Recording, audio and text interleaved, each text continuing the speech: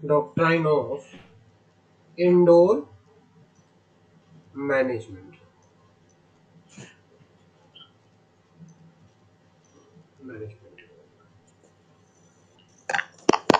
जो doctrine of indoor management है ना, ये डॉक्ट्राइन बनाया गया है प्रोटेक्ट करने के लिए आउटसाइडर्स को। ये क्या कहना चाह रहे हैं कि जो ये डॉक्ट्राइन है, ये डॉक्ट्राइन जो है प्रोटेक्ट करता है आउटसाइडर्स को against the action done by the company. Company ने कोई काम किया, उस काम, कोई भी काम के अगेंस्ट प्रोटेक्ट करने के लिए ये डॉक्ट्राइन प्रोटेक्ट करता है आउटसाइडर्स को against the action done by the company, against the action done by the company.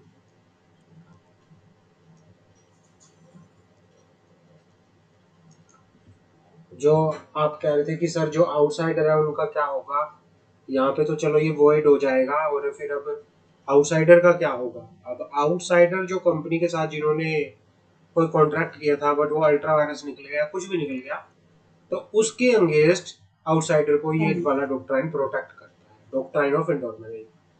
समझ आ गई? ठीक। हाँ, एक केस लॉ आया था, इस डॉक्ट्राइन ऑफ इंडोर मैनेजमेंट को बोला जाता है तुर्कंट इज रूल। इसको क्या बोला जाता है? इसको बोला जाता है Turquand is rule. Turquand is rule.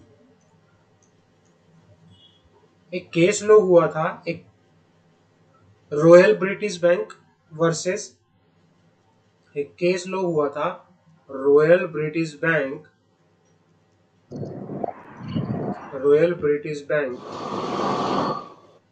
Versus Turquand. एक केस लॉ हुआ था Royal British Bank versus Turquand. Turquand कौन था? डायरेक्टर था। वो एक बैंकिंग कंपनी, एक रॉयल ब्रिटिश बैंक एक बैंकिंग कंपनी थी, उस बैंक का डायरेक्टर कौन था? Turquand. Royal British Bank versus Turquand. The director of the banking company were authorised by the article to borrow money. ये क्या लिखा गया था इस केस लॉ के अंदर? क्या था? जो डायरेक्टर थे बैंकिंग कंपनी के, उनको आर्टिकल ऑफ एसोसिएशन के द्वारा ऑथोराइज किया गया था। उनको आर्टिकल ऑफ एसोसिएशन के द्वारा ऑथोराइज किया गया था कि वो बोरो कर सकते हैं such sum of money has should from time to time by passing resolution of the company in general meeting be authorise to borrow. मतलब क्या कहना चाह रहा है कि रॉयल ब्रिटिश बैंक को तुर्कुन वाले केस के अंदर क्या हुआ था? Directors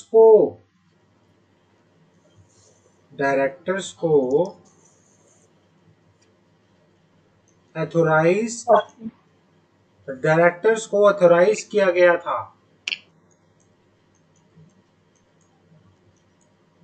bye article of association. Article of association के द्वारा कि डायरेक्टर क्या कर सकते हैं, कि डायरेक्टर बोरो कर सकते हैं, उधार ले सकते हैं, on bond such sum of money.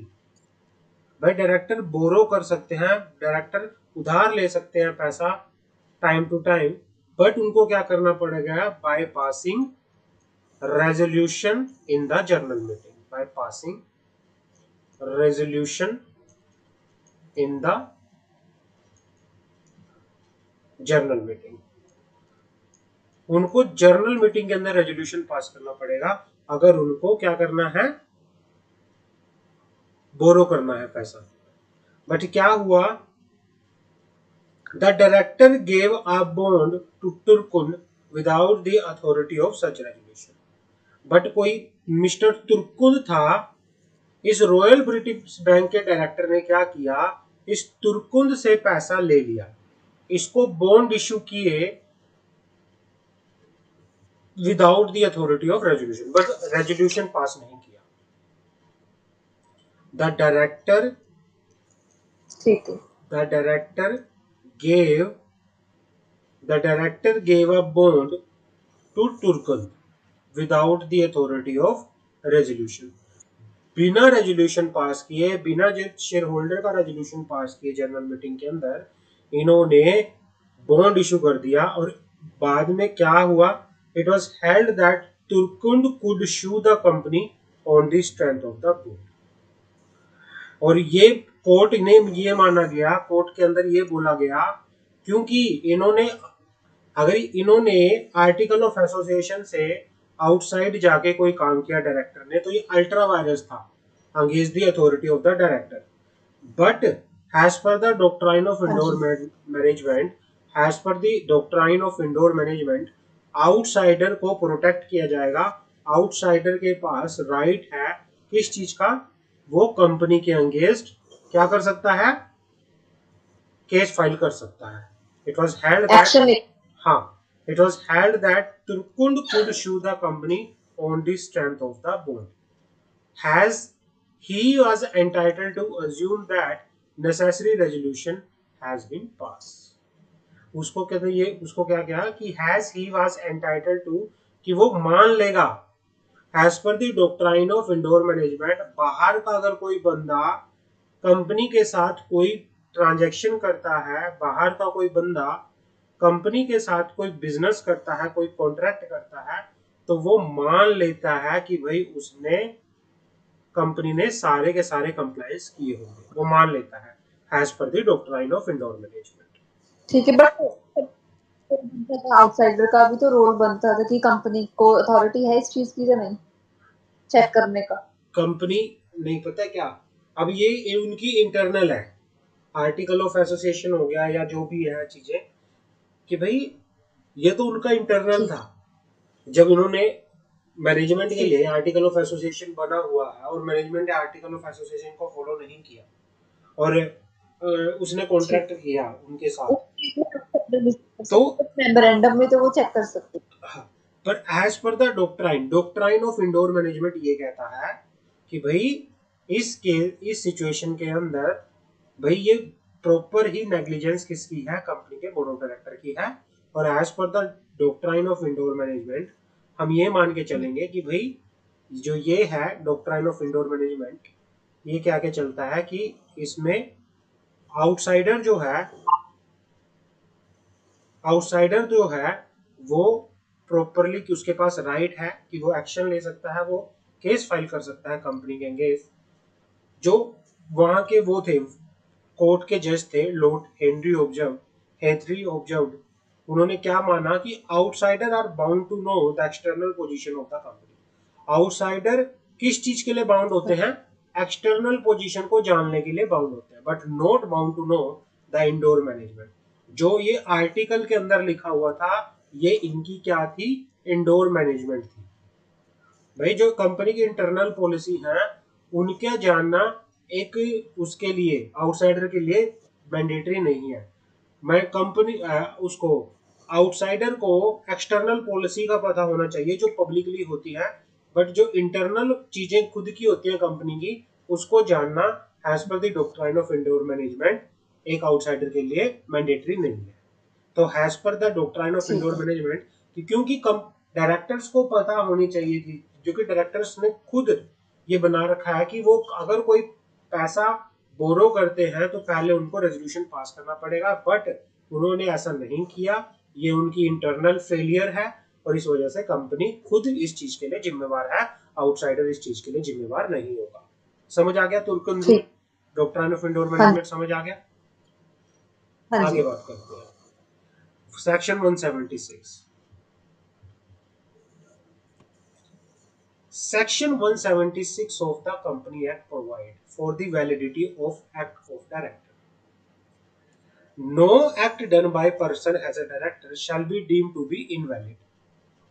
भाई कोई भी काम अगर डायरेक्टर ने किया है उसको इनवैलिड नहीं बोला जाएगा, notwithstanding that it was subsequently noticed that his appointment was invalid by reason of defect, disqualification, or has terminated by virtue of provision contained in this act or in the article of the company।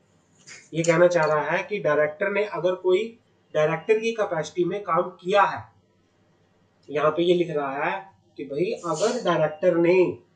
अगर director की capacity में कोई काम नहीं किया है तो उस काम को इनवैलिड नहीं बोला जाएगा, वो काम इनवैलिड नहीं होगा।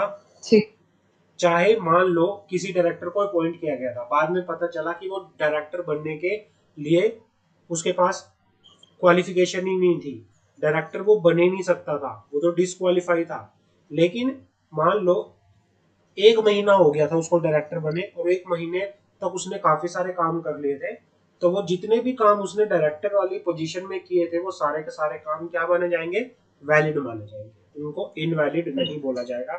चाहे उसकी अपॉइंटमेंट में कोई डिफेक्ट था, चाहे वो डिस्क्वालीफाई था, वो डायरेक्टर नहीं बन सकता था, बट उसने स्टिल डायरेक्टर वाले काम किए, तो वो सारे काम क्या होंगे, वैलिड माने जाएंगे। समझ आ गए? एज पर सेक्शन, हाँ बोलो।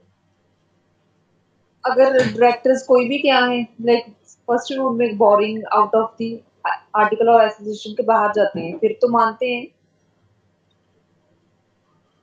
हाँ, उस चीज में क्या होता है, अगर कोई डायरेक्टर अपनी अथॉरिटी से बाहर जाके काम करता है ना, तो वो क्या होता है, वो ultra vires the article of association होता है। उनके काम को शेयर होल्डर क्या करते हैं, रेक्टिफाई कर सकते हैं।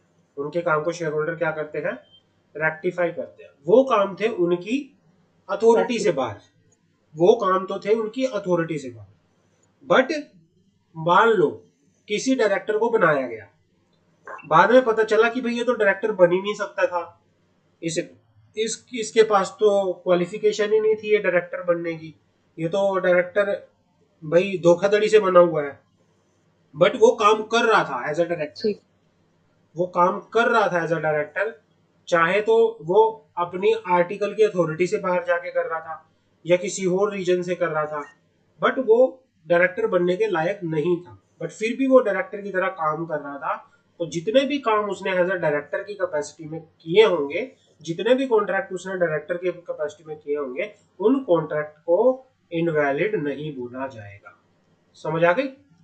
इनवैलिड नहीं होंगे वो। तभी तो ये एक्ट, अब क्या होता है, ultra vires act done by the company क्या होते हैं, वो इनवैलिड होते हैं ना, साथ के साथ वो वॉइड होते हैं ना, उनका कोई इफेक्ट नहीं होता, कंपनी उन कामों के लिए जिम्मेवार नहीं होती। हमने पीछे पढ़ा था, लास्ट क्लास में पढ़ा था ना। बट हैज पर the doctrine of indoor management, express the doctrine of indoor management ये कहता है कि कोई डायरेक्टर ने अगर अपनी अथॉरिटी से बाहर जाके कोई काम किया, या डायरेक्टर पहले मतलब डायरेक्टर बन चुका था बट बाद में पता चला वो काम करता जा रहा था, लेकिन बाद में पता चला कि भाई ये डायरेक्टर बनने लायक था ही नहीं, इसके पास तो वो क्वालिफिकेशन थी नहीं, बट उसने कोई भी काम किया, ये नहीं कहा जाएगा कि भाई ये जो काम है ये इनवैलिड है। अगर वहां पे वो काम इनवैलिड हो गए तो कंपनी फिर उन चीजों के लिए रिस्पॉन्सिबल नहीं होगी, वो काम वैलिड रहेंगे तभी तो कंपनी रिस्पॉन्सिबल होगी, तभी तो doctrine of indoor management outsider को प्रोटेक्ट करेगा, है ना। हाँ, आगे बात करते हैं। Provided that nothing in this section shall be deemed to give validity to any act done by director after his appointment has been noticed by the company to be invalid or has been terminated। भाई ये कहना चाह रहा है, चलो ठीक है, ये तो मान लिया कि भाई डायरेक्टर कोई काम करता आ रहा था और पता चला कि वो डायरेक्टर बनने के लायक ही नहीं था, उसकी डिस्क्वालिफिकेशन का पता चल गया। भाई बस जिस दिन डिस्क्वालिफिकेशन का पता चला, डिस्क्वालिफिकेशन से पहले के काम तो उसके सारे के सारे वैलिड होंगे, लेकिन जिस दिन उसकी डिस्क्वालिफिकेशन का आपको पता चल गया और फिर भी वो काम कर रहा है, तो उसके नॉलेज होने के बाद के काम सारे क्या होंगे, इनवैलिड माने जाएंगे, वो इनवैलिड होंगे, बाद वाले काम सारे इनवैलिड होंगे। भाई मान लो आप आउटसाइडर हो, आपने किसी कंपनी के साथ कोई क्या किया, कॉन्ट्रैक्ट किया, आपने किसी ऐसे बंदे के साथ कॉन्ट्रैक्ट कर लिया, मतलब ये मान के चलो कि भाई आप किसी पर्सन के साथ आपने कॉन्ट्रैक्ट किया, उस पर्सन ने आपको बोला I am the director of ABC limited, मैं एबीसी लिमिटेड का डायरेक्टर हूं। आपने इस पर्सन के साथ कोई कॉन्ट्रैक्ट कर लिया, ठीक है ना। अब बाद में पता चला भाई कॉन्ट्रैक्ट हो गया, बट आपको बाद में पता चला ये पर्सन तो इस कंपनी का डायरेक्टर था ही नहीं, ये पर्सन तो डिस्क्वालीफाई है, ये डायरेक्टर तो है ही नहीं, बट आपने इसके साथ कॉन्ट्रैक्ट कर लिया। बट ये वाला कॉन्ट्रैक्ट माना जाएगा, इस कॉन्ट्रैक्ट के लिए कंपनी लायबल होगी। समझ आ गई मेरी बात? हाँ जी। इस चीज के लिए आप कंपनी को पकड़ सकते हो, इस चीज के लिए कंपनी लायबल होगी। बट आपको पता चल गया कि भाई ये पर्सन तो उस कंपनी का डायरेक्टर है ही नहीं, ये पर्सन का इस कंपनी से कोई लेना देना नहीं, बट फिर भी आप इससे कॉन्ट्रैक्ट कर रहे हो डायरेक्टर के साथ, भाई इस पर्सन के साथ, भाई फिर तो आपकी इसमें वो है ना, नेग्लिजेंस है ना आपकी, तो फिर इसको क्या माना जाएगा, फिर इसको इनवैलिड माना जाएगा, फिर ये इनवैलिड होगा। भाई जब आपको पता ही था, आपने उस डायरेक्टर के साथ कोई काम किया, भाई जो क्वालिफाई ही नहीं था डायरेक्टर बनने के, जो डायरेक्टर था ही नहीं, तो भाई फिर तो उसमें आपकी नेग्लिजेंस है। फिर आपको इस चीज का पता था, आपने फिर भी कॉन्ट्रैक्ट किया, तो भाई उस चीज के लिए कंपनी लाइबल नहीं होगी, ये वाला जो काम है ये इनवैलिड माना जाएगा। समझ आ गई यहाँ पर? हाँ जी। The object of this section is to protect person dealing with the company, outsider as well as member, by providing that the act of person acting as a director will be treated as valid through it may afterward be discovered that the appointment was invalid, or that it has terminated under the provision of this act or the article of association। मतलब जो ये section है, ये हम पढ़ा था, ये section 76 176, इसका ऑब्जेक्ट क्या है कि जो बाहर आउटसाइडर है, जो कंपनी के मेंबर हैं, जो कंपनी के साथ डील कर रहे हैं, उनको क्या करना, प्रोटेक्ट करना, उनको क्या करना, प्रोटेक्ट करना, कि भाई कोई भी काम किसी पर्सन ने डायरेक्टर की कैपेसिटी में किया, चाहे बाद में ये पता चले कि भाई उसकी अपॉइंटमेंट इनवैलिड थी, चाहे पता चले कि उसकी appointment as per companies act नहीं थी, बट फिर भी उस काम को वैलिड माना जाएगा। समझ आ गई? ठीक। हाँ तो जी। यहाँ तक doctrine of indoor management clear है? हाँ जी, क्लियर। आगे बढ़े। हाँ जी। Relation of the company with member and outsider, relation of the company with member और आउटसाइडर। एक कंपनी का मेंबर के साथ और आउटसाइडर के साथ क्या रिलेशन होता है? The validation of the act of unqualified director may apply to circumstances from two different angles. Has between outsider, stranger and company, has in Royal British Bank versus Turkle, and in relation to internal affair of the company, has in Davson versus Africa consolidated land and trading company. एक तो देखो क्या था, दो angle से देखा जाता है। एक तो हमने पढ़ लिया, एक केस तो हमने पढ़ लिया, रॉयल ब्रिटिश बैंक वर्सेस तुर्कुल, जिसमें हमने क्या जाना, जिसमें हमने ये बोला कि भाई अगर कोई आउटसाइडर किस चीज में कंपनी के साथ कोई क्या करता है, कॉन्ट्रैक्ट करता है, लेकिन कंपनी की इंटरनल पॉलिसी को चाहे वो पढ़े चाहे ना पढ़े, वो क्या होता है, मैंडेटरी नहीं होता। वहां पर अगर कंपनी के बोर्ड ऑफ डायरेक्टर ने कुछ भी अथॉरिटी के बिना कोई काम किया, तो उस काम में कौन लायबल होगा, कंपनी लायबल होगी। समझ आ गई? हमने रॉयल ब्रिटिश बैंक वाला केस पढ़ा था। एक केस लो आता है, दूसरा case low Davson versus African Consolidated Land and Trading Company. Davson versus African Consolidated Land and Trading Company. यहां पे क्या था, where call made by unqualified director were held valid. यहाँ पे क्या लिखा जाता है, even if public document of the company and the fact which are apparent would make it clear that director was not duly qualified to act, this will not outside the effect of section 176. Similarly, in Boschuk Property Company Limited versus Fugue, a resolution of general meeting convened by the de facto director was upheld. ये कहना चाह रहा है कि भाई in relation to the internal affair of the company, as in Dawson versus African Consolidated Land and Trading Company, where call made by unqualified director was held valid as per the doctrine of Indore management. भाई अगर कोई unqualified director था, वो director था ही नहीं, उसने share holder से पैसा मांगा, कॉल मांगी, फाइनल कॉल फर्स्ट कॉल होती थी ना पहले, तो वो पैसा मांगा, उसको वैलिड माना जाएगा. उसको क्या माना जाएगा, वैलिड माना जाएगा. चाहे even if the public document of the company and the fact was apparent would make it clear that director was not duly qualified to act, this will not outside effect of section 176.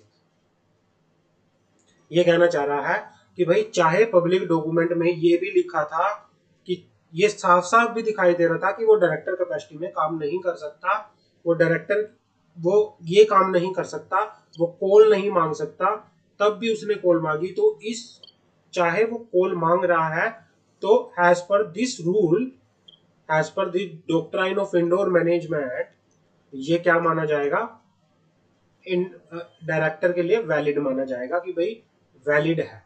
और इस चीज के लिए director responsible रहेंगे, company responsible रहेंगी, क्योंकि internal affair की knowledge होना किसकी रिस्पॉन्सिबिलिटी है, कंपनी की रिस्पॉन्सिबिलिटी है. आउटसाइडर का इंटरनल अफेयर से कोई लेना देना नहीं है, चाहे वो पब्लिक भी हो जाए, इंटरनल अफेयर से लेना देना कुछ नहीं है आउटसाइडर का. समझ आ गई? ठीक है. हाँ हाँ जी. हाँ, आप लिख लो डॉक्ट्राइन ऑफ इंडोर मैनेजमेंट में मोटा मोटी एक लाइन लिख लो, doctrine of indoor management.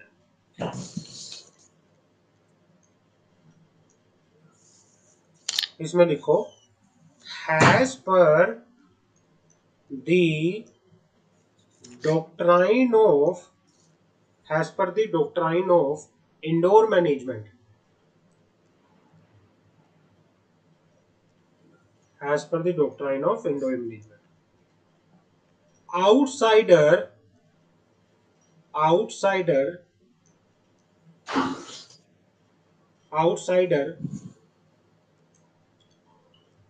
are not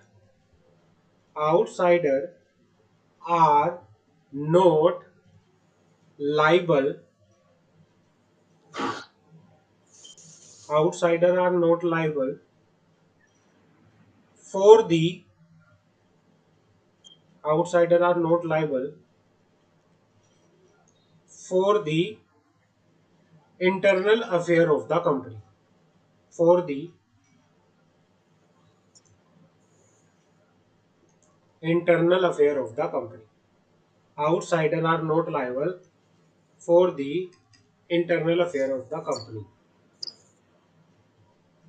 This doctrine protect the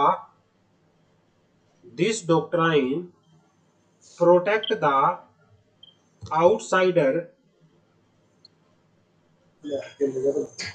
this doctrine protect the outsider. ये जो डॉक्ट्राइन है ये आउटसाइडर को क्या करता है, प्रोटेक्ट करता है. ठीक. Any act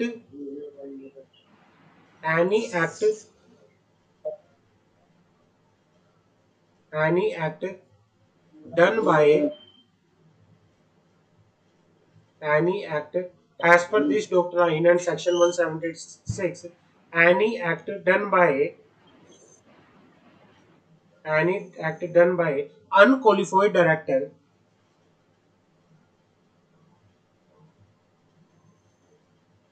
shall be valid. Any act done by unqualified director shall be valid. तो इसमें मोटा मोटी यही है कि भाई डॉक्ट्राइन ये आउटसाइडर को प्रोटेक्ट करता है और कंपनी के अगेंस्ट होता है। क्लियर है? हाँ जी। हाँ।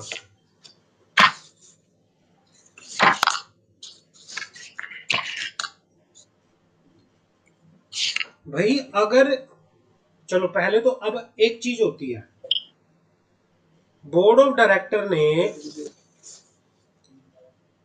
अब कोई बोर्ड ऑफ डायरेक्टर धोखाधड़ी का काम करता है या कोई ऐसा काम करता है जिसको वो कर ही नहीं सकता, तो क्या उस चीज में भी वो होगा, डॉक्ट्राइन एप्लीकेबल होगा? तो भाई यहाँ पे क्या आता है, ये जहां पे धोखे का काम हो, धोखा, फोर्जरी हो, या जहां पे ऐसा काम है भाई जो हैज पर डायरेक्ट बोर्ड ऑफ डायरेक्टर के अकॉर्डेंस इनकम्पिटेंट एक्ट, मतलब जो काम बोर्ड ऑफ डायरेक्टर कर ही नहीं सकता, कि क्या ऐसे काम के लिए भी इंडोर मैनेजमेंट एप्लीकेबल होगा या नहीं होगा, वहां पे ये बात आती है। जहां पे धोखाधड़ी हो और जहां पे इनकम्पिटेंट एक्ट हो, कि क्या वो काम भी वैलिड माने जाएंगे। अब यहाँ पे ये क्वेश्चन आता है, तो ये लिखता है this section does not apply where act itself is not competence of the director. भाई ऐसे काम जहां पर क्या हो, फोर्जरी हो और जो इनकम्पिटेंट एक्ट हो, वो काम, उन कामों को लेके ये जो डॉक्ट्राइन हो वो एप्लीकेबल नहीं होता। ऐसे काम क्या होते हैं, इनवैलिड होते हैं, क्योंकि इलीगल काम तो वॉइड हो गए ना। जहां पे धोखाधड़ी वाले काम आ जाए वो तो इलीगल होंगे, तो वो फिर क्या होते हैं, वो वॉइड होते हैं, वो अल्ट्रा वायरस होते हैं, वो इनवैलिड होते हैं, उनको इनवैलिड बोला जाएगा, वो इलीगल होंगे। क्लियर है? तो आपसे पूछा जा सकता है कि क्या फोर्जरी और इनकम्पिटेंस एक्ट के अंदर, कि भाई जिन कामों को बोर्ड ऑफ डायरेक्टर अगर करे तो धोखाधड़ी के काम माने जाए वो, या फिर गलत इंटेंशन हो, जिन कामों को बोर्ड ऑफ डायरेक्टर करने में कॉम्पिटेंस ना हो, तो ऐसे काम अगर बोर्ड ऑफ डायरेक्टर करता है तो वो काम क्या माने जाते हैं, वो काम अल्ट्रा वायरस माने जाते हैं। समझ आ गई मेरी बात? हाँ जी। हाँ। आगे बढ़ते हैं। Director not aware of their disqualification. भाई डायरेक्टर जो है काम कर रहा था, बट उसको अपनी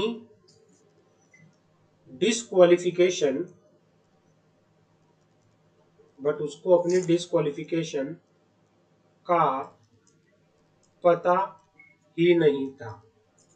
मतलब वो डिस्क्वालीफाई हो चुका था, वो डिस्क्वालीफाई था लेकिन उसको नॉलेज नहीं थी डिस्क्वालिफिकेशन की, बट वो काम करता जा रहा था। तो क्या इस सिचुएशन में हम मानेंगे कि भाई ये एप्लीकेबल होगा या नहीं होगा, जो ये डॉक्ट्राइन है वो एप्लीकेबल होगा या नहीं होगा? ठीक है। पहला आता है यहाँ पे, the allotment and forfeiture of share made by director. Director ने अलॉटमेंट ऑफ शेयर की या फॉरफीचर ऑफ शेयर किया, made by director who continue to act even after they were disqualified but not aware of it were saved by section 176। तो इस situation में क्या होगा, अगर कोई डायरेक्टर काम कर रहा था, बट उसको अपनी डिस्क्वालिफिकेशन का पता नहीं चला, ऐसे काम, तो लिखो ऐसे काम हैज पर सेक्शन 176 वैलिड माने जाएंगे। ऐसे काम एज पर सेक्शन 176 वैलिड माने जाएंगे। पर कई बार क्या होता है, कई बार ऐसे काम हुए जो एज पर सेक्शन 6 नहीं होते। चलो, एक तो हो गया सेक्शन 176 कहता है कि भाई कुछ ऐसे काम थे जो डायरेक्टर ने किए, बट फिर हम उनको मान लेंगे कि भाई वो काम वैलिड है। बट कई बार ऐसी सिचुएशन आ जाती है कि जिन सिचुएशन को सेक्शन 176 भी सेव नहीं कर सकता, उन सिचुएशन को सेक्शन 176 भी सेव नहीं कर सकता। तो फिर ऐसे कामों को जर्नल मीटिंग के अंदर जो शेयर होल्डर है वो क्या कर सकते हैं, रेक्टिफाई कर सकते हैं। ऐसे कामों को रेक्टिफाई किया जा सकता है। समझ आ गई? ठीक है। हाँ जी। हाँ भाई, क्या देखो, पहली चीज होती है, एक होता है सेक्शन 176। सेक्शन 176 कहता है भाई कोई भी काम अगर डायरेक्टर ने किया, मान लो उसने अपने टर्म में, सेक्शन 176 के अंदर वो काम आते थे, वो काम थे कि डायरेक्टर नॉर्मली जो करता है, डायरेक्टर नॉर्मली जो काम करता है, बट उस केस में क्या होता है, पर्सन डिस्क्वालीफाई होता है। पर्सन क्या होता है, डिस्क्वालीफाई होता है। ये वो सेक्शन 176 में होता है कि भाई देखो काम तो ठीक कर रहा था पर वो डायरेक्टर ही नहीं बन सकता था। सेक्शन 176 की वो सिचुएशन होती है। तो उस सिचुएशन में सेक्शन 176 कहता है कि भाई कोई भी पर्सन काम कर रहा था डायरेक्टर की कैपेसिटी में, पर वो डिस्क्वालीफाई था, तो उस केस में उसके कामों को वैलिड माना जाएगा। एक तो सिचुएशन ये होगी, एक सिचुएशन ये होगी कि ठीक। एक सिचुएशन ये होगी कि डायरेक्टर जो था वो, या कोई भी पर्सन था, अवेयर नहीं था।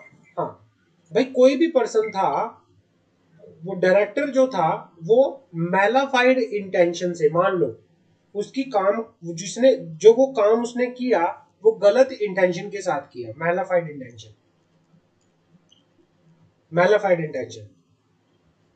तो भाई ऐसे काम को, अगर सेक्शन 176 ऐसे काम पे एप्लीकेबल नहीं होता, अगर ऐसी सिचुएशन भी होती है तब भी उसको काम को क्या किया जा सकता है, जर्नल मीटिंग के अंदर, मतलब शेयर होल्डर उसके काम को क्या कर सकते हैं, रेक्टिफाई कर सकते हैं। कोई भी चीज ultra vires of article of association होती है, ultra vires of article of association होती है, जो कोई भी काम डायरेक्टर की अथॉरिटी से बाहर होता है, उन काम को शेयर होल्डर क्या कर सकते हैं, रेक्टिफाई कर सकते हैं। समझ आ गई? रेटिफाइड। क्लियर है? हाँ जी। समझ आ गई? आगे बढ़े, हाँ जी।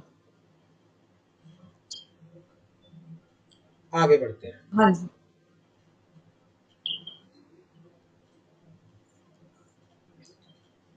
हाँ, where director in question were not aware of the fact that by virtue of certain provision in the article they had vacated their office, their act in passing resolution for starting certain business transaction were held to be valid।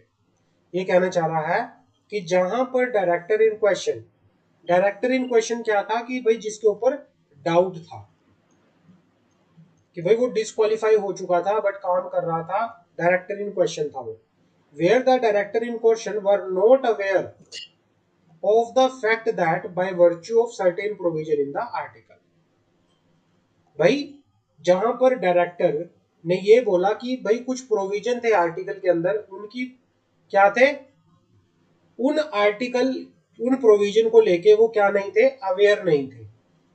They had vacated their office, वो क्या करते हैं, अपना office खाली कर देते हैं।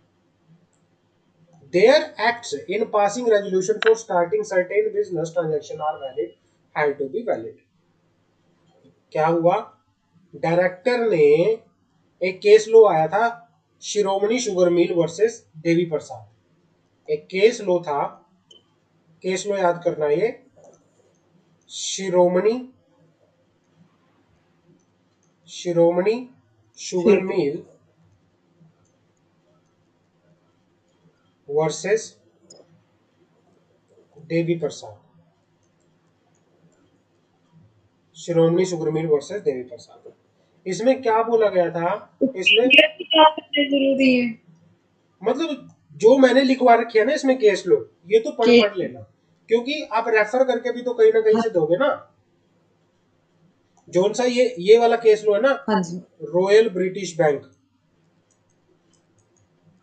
ये जो हाँ जी, रॉयल ब्रिटिश बैंक है वर्सेस तुर्कुंद वाला, इसकी वजह से ही डॉक्ट्राइन ऑफ इंडोर मैनेजमेंट आया था, तो ये सबसे इंपॉर्टेंट है। समझ आ गई? हाँ जी, अब जैसे ये है शिरोमणि sugar mill versus Devi Prasad, शिरोमणि sugar mill versus Devi Prasad वाले केस के अंदर क्या हुआ था, डायरेक्टर जो था, डायरेक्टर्स ने आर्टिकल के जो कुछ प्रोविजंस थे, डायरेक्टर उन आर्टिकल के प्रोविजन से अवेयर नहीं था। डायरेक्टर जो था आर्टिकल्स के प्रोविजन को लेके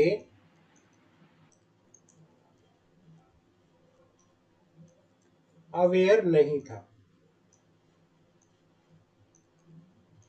अवेयर नहीं था।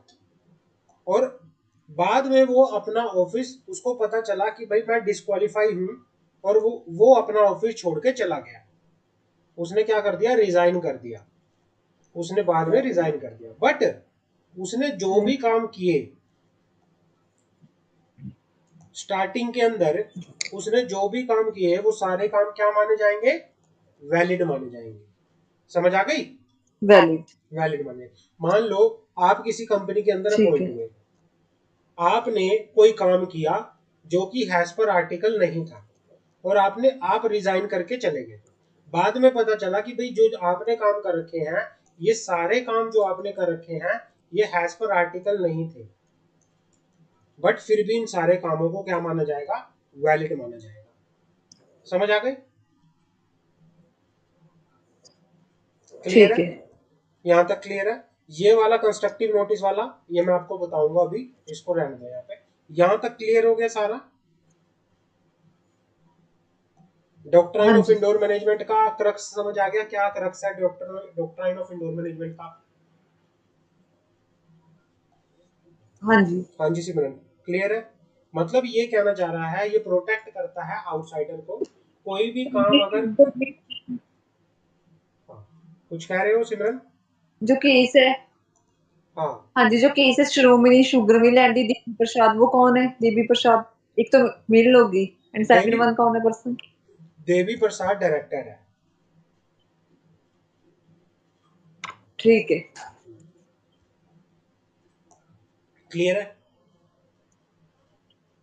हाँ जी, तो ये आराम से सेक्शन 176 पढ़ लेना, रॉयल ब्रिटिश बैंक वर्सेस तुर्कुन का केस लो पढ़ लेना, और लास्ट में इसका यही निकल के चलता है भाई, इस चीज के लिए जो कंपनी है, वो काम जो है उस चीज के लिए कंपनी लायबल होगी, डायरेक्टर लायबल होंगे।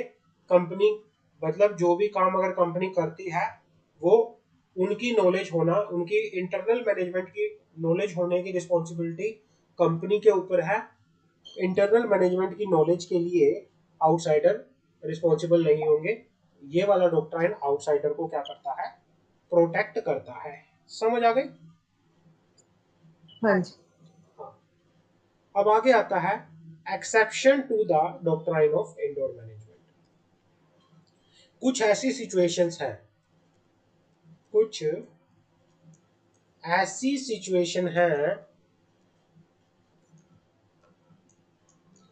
जहां पर doctrine of indoor management applicable नहीं होता।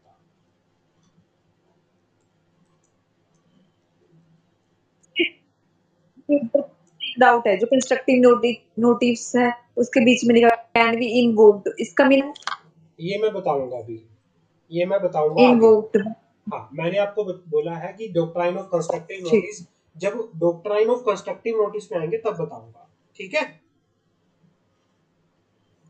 ठीक, कुछ ऐसी सिचुएशन है जहां पर doctrine of indoor management applicable नहीं होता, और वो किन किन सिचुएशनों में doctrine of indoor management applicable नहीं होगा। पहला, where the outsider has the knowledge of irregularity, भाई जहां पर आपको नॉलेज थी, आपको पता था कि कुछ गलत हो रहा है, फिर भी आपने काम डायरेक्टर के साथ कोई कॉन्ट्रैक्ट कर लिया नॉलेज होते हुए भी, भाई उसमें तो फिर आपकी गलती है ना। डॉक्ट्राइन ये कहता है कि भाई चलो ठीक है, आपको नहीं पता था, आपने कर लिया, कोई बात नहीं, उस चीज के लिए कंपनी लायबल होगी, बट आपको तो नॉलेज थी, आपको पता था।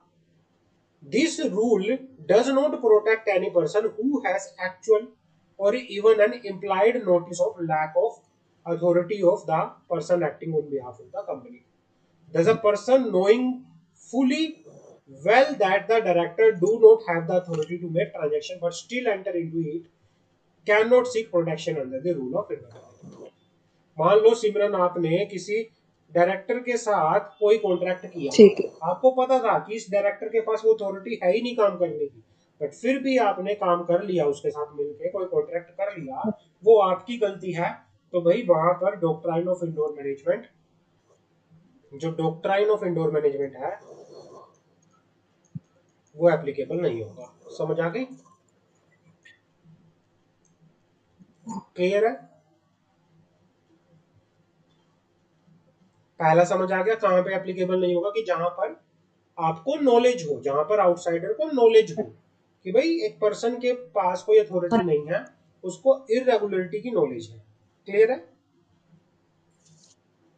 हाँ जी। दूसरा केस, एक केस लो आया in Howard versus Patent Ivory company.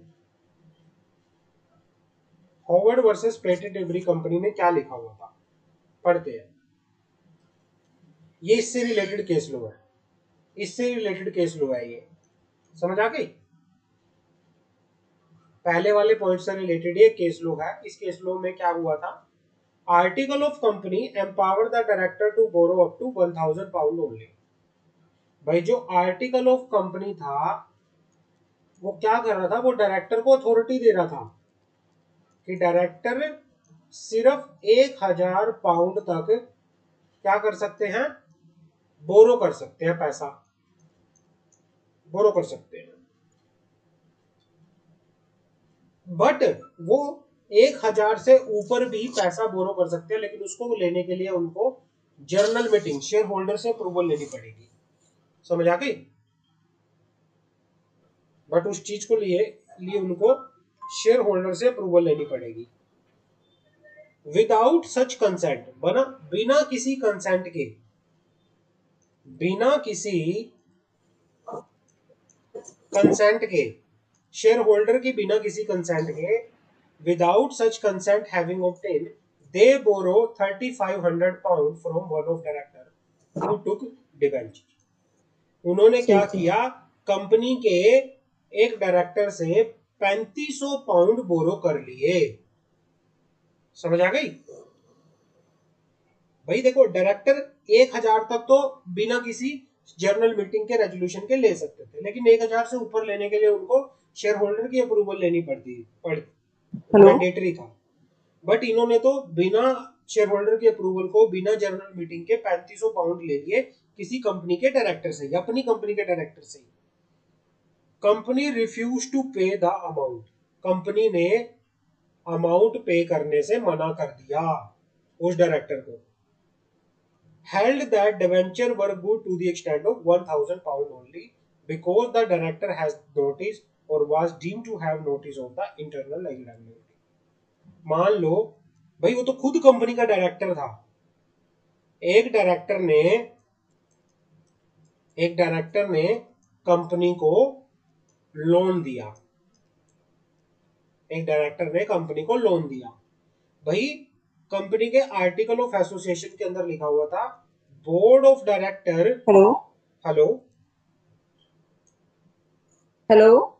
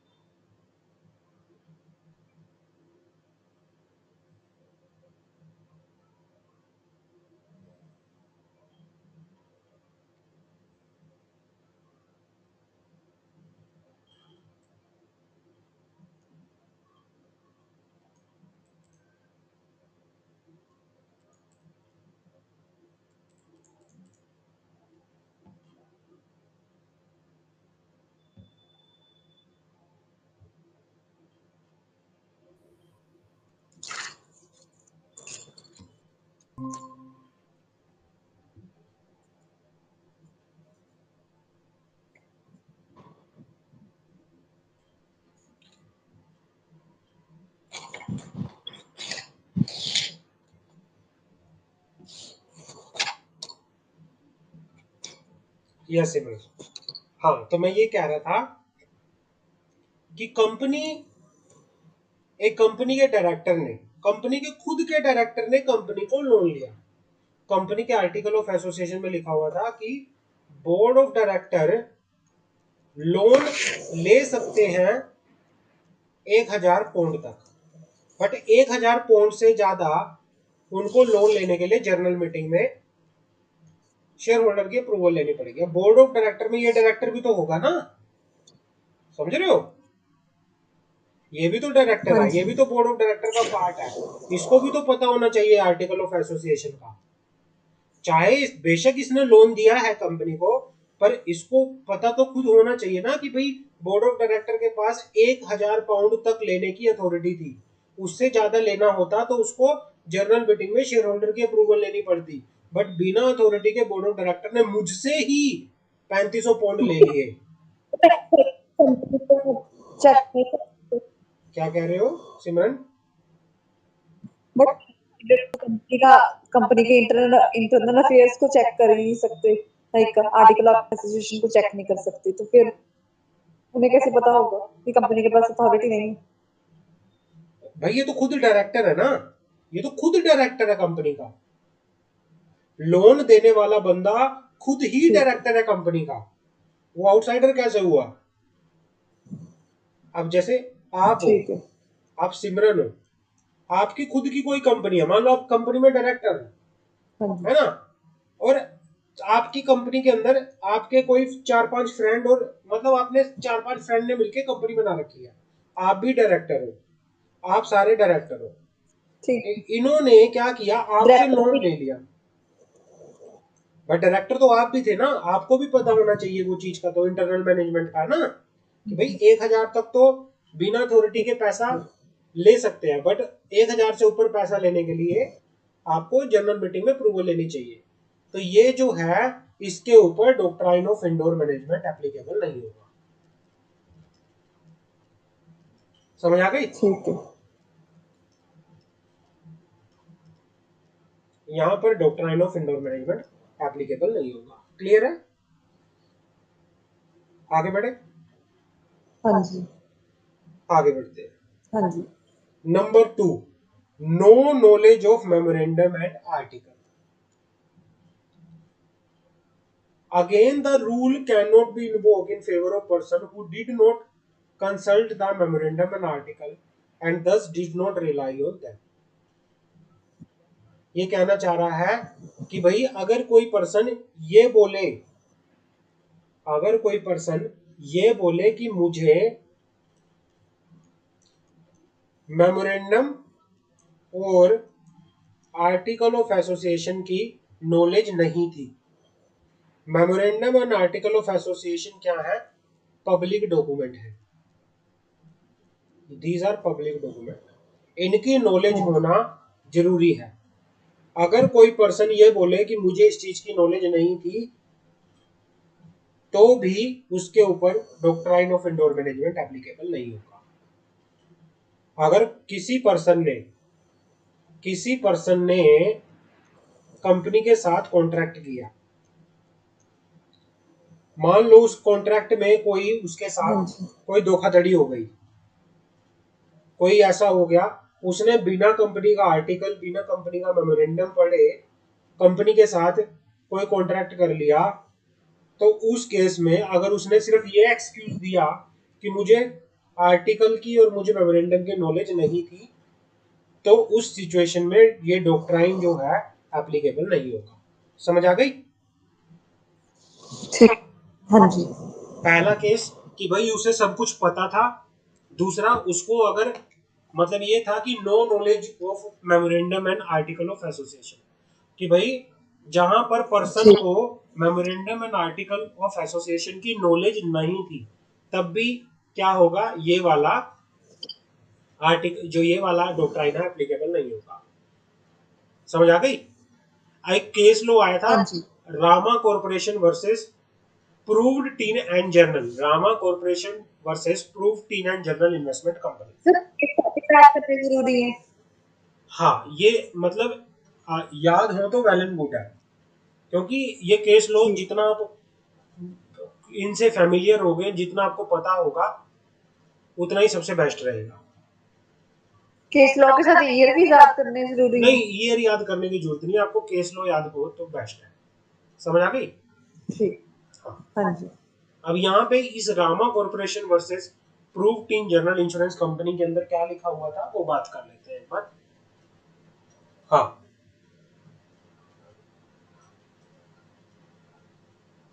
पढ़ते, in Rama Corporation versus Prove Tin General Investment Company, T was a director in the company. जो टी था वो क्या था? डायरेक्टर था कंपनी का। He purported to act on behalf of the company. वो क्या कर रहा था? वो कंपनी के बिहाफ पे काम कर रहा था। Entering into contract with the Rama corporation and it took a cheque from the letter. उसने क्या किया? कंपनी के बिहाफ पे वो क्या कर रहा था? कॉन्ट्रैक्ट कर रहा था। किसके साथ? एक रामा कॉर्पोरेशन के साथ। रामा कॉर्पोरेशन के साथ वो क्या कर रहा था? कंपनी के बिहाफ पे कोई कॉन्ट्रैक्ट कर रहा था और उसने रामा कॉर्पोरेशन से क्या लिया? चेक लिया। उसने रामा कॉर्पोरेशन से चेक लिया। Article of the company did not provide हाँ that जी। the director could delegate their power to one of them. Article of association के अंदर ये मेंशन ही नहीं था कि डायरेक्टर अपनी पावर को किसी दूसरे पर्सन को डेलीगेट कर सकते हैं। But Rama corporation people has never read the article. Rama corporation के लोगों ने आर्टिकल को नहीं पढ़ा। Later it was found that director of the company did not delegate their power to T. T जो कंपनी के डायरेक्टर थे उन्होंने टी को कोई पावर ही डेलीगेट नहीं कर रखी थी। बाद में ये पता चला। The plaintiff rely on the rule of indoor management held that they do not because they even did not know that power could be delegated. भाई डॉक्ट्राइन ऑफ इंडोर मैनेजमेंट कब एप्लीकेबल होता है? डॉक्ट्राइन ऑफ इंडोर मैनेजमेंट तब applicable होता है जब आपको memorandum and article of association की नॉलेज थी, बट फिर भी आपके साथ कुछ गलत हो गया, आपसे कुछ छुपाया गया, तब जाके डॉक्ट्राइन ऑफ इंडोर मैनेजमेंट की क्या होती है? एप्लीकेबिलिटी होती है। बट आप ये एक्सक्यूज दे रहे हो किसी को कि मुझे वही आपका जो सबसे पहले आपको क्वेश्चन आया था कि भाई मेमोरेंडम और आर्टिकल तो सर पढ़े होने चाहिए, उसको खुद पता होना चाहिए उसको। तो वो यही बात कह रहा है यहाँ पे कि भाई वो एक्सक्यूज नहीं दे सकता इस चीज का कि मैंने तो मेमोरेंडम और आर्टिकल को पढ़ा नहीं था। भाई रामा कॉर्पोरेशन के लोगों को क्या करना था? रामा कॉर्पोरेशन के लोगों को मेमोरेंडम को अच्छे से पढ़ा होना चाहिए था, तब जाके वो कह सकते थे कि सर हमें इस चीज का नहीं पता था कि ये भी हो सकता है। लेकिन उन्होंने एक्सक्यूज ही ये दे दिया कि भाई हमें तो डॉक्ट्राइन ऑफ जो हमें तो मेमोरेंडम ऑफ आर्टिकल का पता ही नहीं था क्या लिखा था उसमें। तो ये एक्सक्यूज नहीं हो सकता किस चीज के लिए? Doctrine of indoor management applicable होने के लिए। समझ आ गई? हाँ जी। हाँ भाई आपको देखो, आपको नॉलेज होना चाहिए। जो मेमोरेंडम होता है, जो आर्टिकल ऑफ एसोसिएशन होता है, दीज आर पब्लिक डॉक्यूमेंट। किसी भी कंपनी के मेमोरेंडम एंड आर्टिकल की नॉलेज होना जरूरी है। बट कई बार क्या होता है, कुछ चीजें होती हैं जो आपको बताई नहीं जाती, उन चीजों के बेसिस पे डॉक्ट्राइन एप्लीकेबल होता है कि भाई मुझे ये चीज नहीं पता थी, ये कंपनी की इंटरनल चीज थी जो कंपनी को खुद को पता होना चाहिए थी। भाई मुझे क्या जरूरत है उस इंटरनल चीज का? कंपनी ने कोई इंटरनल पॉलिसी बना रखी थी, कंपनी ने कोई इंटरनल चीज बना रखी थी। भाई चलो ठीक है उसकी नॉलेज नहीं थी, लेकिन जो चीज वो पढ़ सकता है, जिस चीज को वो विजिबल है उसके आगे, उसकी तो नॉलेज हो उसको। उसको पता तो हो कि मेमोरेंडम में क्या, कंपनी का मेमोरेंडम क्या बोलता है, कंपनी का बिजनेस क्या है। वो कौन बताएगा? मेमोरेंडम ही बताएगा। तो ये चीजें होना जरूरी है, मेमोरेंडम आर्टिकल का होना पढ़ना, नॉलेज होना हर एक को जरूरी है। कोई ये एक्सक्यूज नहीं दे सकता कि सर मुझे इसकी नॉलेज नहीं थी, ऐसा नहीं है। अगर कोई ये एक्सक्यूज दे रहा है कि मुझे उसकी नॉलेज नहीं थी, तो वहां पर doctrine of indoor management applicable नहीं होगा। क्लियर है? हाँ जी। अगला पॉइंट पढ़े। तीसरा पॉइंट है फोर्जरी। हाँ जी। फोर्जरी, धोखाधड़ी, धोखा, किसी के साथ धोखा होना।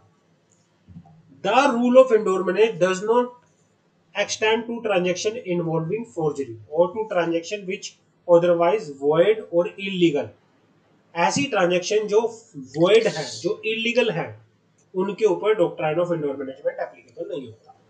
In case of forgery, it is not that there is absence of free consent, but there is no consent at all। मतलब ये कहना चाह रहा है कि भाई फोर्जरी के केस में क्या होना चाहिए, यहाँ पे कोई कंसेंट नहीं होनी चाहिए काम को लेके, कि भाई आपने किसी से परमिशन लेके काम किया, कुछ नहीं, आप काम कर रहे हो जो कि इलीगल है, वो काम क्या होगा, फोर्जरी के अंदर आता है। और ऐसे काम क्या होते हैं, वॉइड होते हैं। ऐसे काम क्या होते हैं, वॉइड होते हैं। समझ आ गई? हाँ जी। चाहे ऐसे, मतलब चाहे इन कामों में आउटसाइडर ये बोल दो कि मुझे पता भी नहीं था, मुझे अवेयरनेस ही नहीं थी काम की, फिर भी वो ट्रांजैक्शन जो इलीगल ट्रांजैक्शन होती है, इलीगल ट्रांजैक्शन हमेशा वॉइड होती है। तो ऐसी ट्रांजैक्शन वॉइड होगी, इनके ऊपर डॉक्ट्राइन एप्लीकेबल नहीं होगी। समझ आ गई? हाँ जी। ये वाला काट दो, दैट्स इनफ। इसके अंदर फोर्जरी में यही पढ़ेंगे। चौथा पॉइंट, नेग्लिजेंस। नेग्लिजेंस, नेग्लिजेंस के केस में the doctrine of indoor management, हाँ, the doctrine of indoor management in no way reward those who behave negligently. Thus, where the officer of the company does something which shall not ordinarily be within his power, the person dealing with him must make proper inquiry and satisfy himself as to the officer's authority. If he fail to make inquiry, he is estoppel from relying the rule। मतलब ये कहना चाह रहा है कि जहां पर negligence हो, आपकी गलती हो खुद की, भाई आप किसी ऐसे पर्सन के साथ डीलिंग कर रहे हैं जिस जहां पे आंख मूंद के आपने डीलिंग कर ली, आपने इंक्वायरी भी नहीं की, आपने ये भी नहीं देखा कि चेक तो करूं कि क्या इस पर्सन के पास वो अथॉरिटी है या नहीं है, क्या ये उस कंपनी का बंदा है या नहीं है। आपने आंख मूंद के क्या कर लिया, कोई कॉन्ट्रैक्ट कर लिया। तो ऐसी सिचुएशन में अगर आपकी नेग्लिजेंस है, आपकी गलती है, तो वहां पे भी doctrine of indoor management applicable नहीं होगा। समझ आ गई? हाँ जी। यहाँ पे केस लो है, in case of Underwood versus bank of Liverpool. ये इसमें क्या बोला जाता है, a person who was a sole director and principal shareholder of the company deposited into on account cheque drawn in favour of company held that the bank should have made inquiry as to the power of director। The power was put upon an inquiry and was accordingly not entitled to rely upon the ostensible authority of the director। भाई यहाँ पे कहना चाह रहा है कि एक person था, वो कंपनी के अंदर एक ही डायरेक्टर था और वो कंपनी का शेयर होल्डर भी था। उसने क्या किया, उसने अपने ही अकाउंट से कंपनी के फेवर में चेक बना दिया। मतलब खुद ही डायरेक्टर, खुद ही शेयर होल्डर, खुद ही कंपनी का पैसा खुद ही अपने अकाउंट के लिए यूज कर रहा है। मतलब जहां पर एक पर्सन, एक ही डायरेक्टर है और एक ही शेयर होल्डर है, तो उस केस में अगर कुछ ऐसा काम वो बैंक, उसने कुछ ऐसी ट्रांजेक्शन वो करता है, तो बैंक की यहाँ पे रिस्पॉन्सिबिलिटी है चेक करना कि भाई उसकी अथॉरिटी क्या है, एज ए डायरेक्टर उसकी पावर क्या है। समझ आ गई?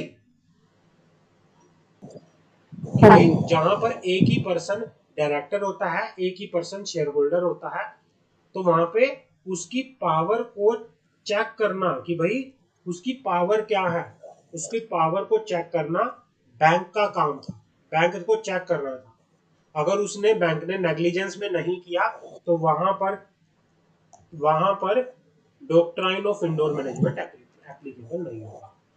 Doctrine of indoor management applicable नहीं होगा। समझ आ गई मेरी बात यहाँ पे? क्लियर है? हाँ जी। हाँ, ये वाला केस हाँ छोड़ जी। दो, ये वाला केस इज नॉट इम्पोर्टेंट, सिर्फ जनरल नॉलेज के लिए है, पढ़ना है तो पढ़ लेना, बाकी इंपॉर्टेंट नहीं है। ये वाला यहाँ तक इंपॉर्टेंट है। तो किन किन सिचुएशन में डॉक्ट्राइन ऑफ